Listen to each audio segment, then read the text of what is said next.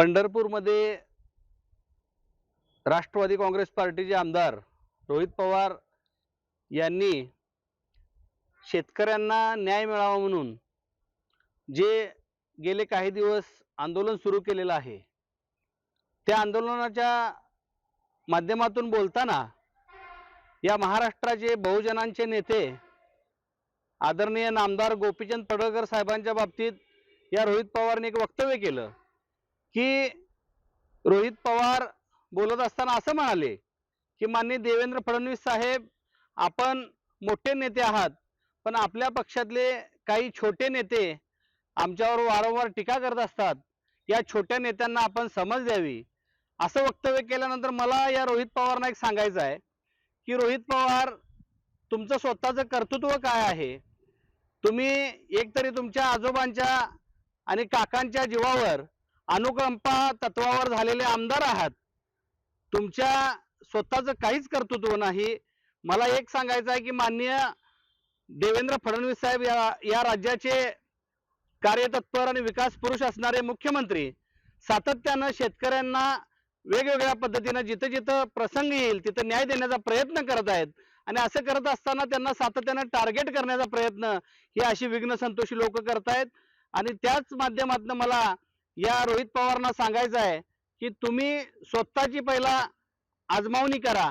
मला मुख्यमंत्री साहेबांना एक विनंती करायची आहे की या रोहित पवारांच्या ज्या काही शैक्षणिक संस्था असतील, जे कारखाने असतील किंवा ज्या इतर सहकारी संस्था असतील, या संस्था ज्या जागेवर उभ्या आहेत त्या जागा महारवतनी इनामी जागा आहेत का, किंवा शासनाच्या कमी दरात जागा बळकावलेल्या आहेत का शेतकऱ्यांच्या जागा बळकावलेल्या आहेत, ह्याची चौकशी पहिला माननीय मुख्यमंत्री साहेबांनी करावी अशी मी विनंती करतो. त्याचबरोबर मला इतकंच सांगायचं आहे, जर या काकांची आजोबांची पुण्याई जर या रोहित पवारांच्या पाठीमागे नसती तर आज ह्या संस्था आहेत, या संस्थेमध्ये शिपाई या पदावर रोहित पवार कुठेतरी कामाला असलेले दिसले असते. त्यामुळं त्यांनी स्वतः बोलताना तारतम्य बाळगावं. महाराष्ट्राच्या बहुजनांचं नेतृत्व आदरणीय गोपीचंद पडळकर साहेब करत आहेत, त्यांच्यावर बोलत असताना थोडंसं संयम ठेवावा, शब्द मर्यादा पाळावी. आणि एक मी शेतकऱ्यांचा स्वयंघोषित नेता आज कोणतरी साबळे नावाचा बोललेलं बघितलं की त्याची भाषा पडळकर साहेबांच्या बाबतीत बोलत असताना घसरलेली होती. मला त्याला सांगायचं आहे की शिवशाहू फुले आंबेडकरांच्या या महाराष्ट्राच्या संस्कृतीमध्ये बोलत असताना साबळे, तुम्ही थोडीशी शब्द मर्यादा पाळा. तुम्ही गोपीचंद पडळकर समर्थकांच्या रोषाचा सामना करण्यासारखी परिस्थिती निर्माण करू नका. तुम्हाला टीका करायची आहे जरूर करा, पण ती शब्द मर्यादा पाळून करा. तुम्ही जी टीका करताय त्याच्यापेक्षा वाईट भाषेमध्ये टीका करायला आम्हाला सुद्धा येतं, पण आमच्यावर चांगले संस्कार झालेले आहेत. तुमच्यावर कसले संस्कार आहेत ते पूर्ण महाराष्ट्रानं बघितलेलं आहे. त्यामुळं साबळे, तुम्हाला नेतेगिरी करायची आहे करा, शेतकऱ्यांना न्याय मिळवून देण्यासाठी तुम्ही लढा. तुम्हाला एवढं जरी लक्षात यायला पाहिजे होतं, ह्याच शरद पवारांनी महाराष्ट्राच्या सत्ताकारणामध्ये जेवढे सहकारी साखर कारखाने नाहीत तेवढे खाजगी साखर कारखाने, खाजगी संस्था, सहकार संस्था ह्या उभ्या करत असताना कशा पद्धतीने उभ्या केलेल्या आहेत. महाराष्ट्रामध्ये जातीपातीमध्ये जे भेदभाव करण्याचं काम ह्या राष्ट्रवादी काँग्रेस पार्टीनं आणि काँग्रेस पक्षानं केलेलं आहे.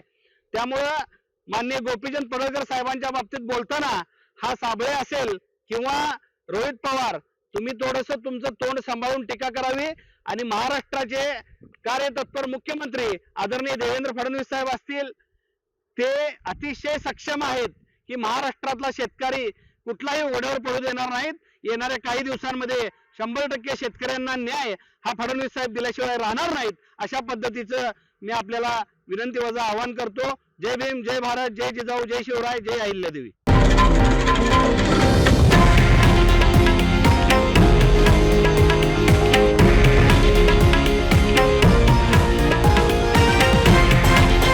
हे आहे देशातील नंबर 1 न्यूज नेटवर्क आणि आपण पाहत आहात TV9 मराठी, एकमेव.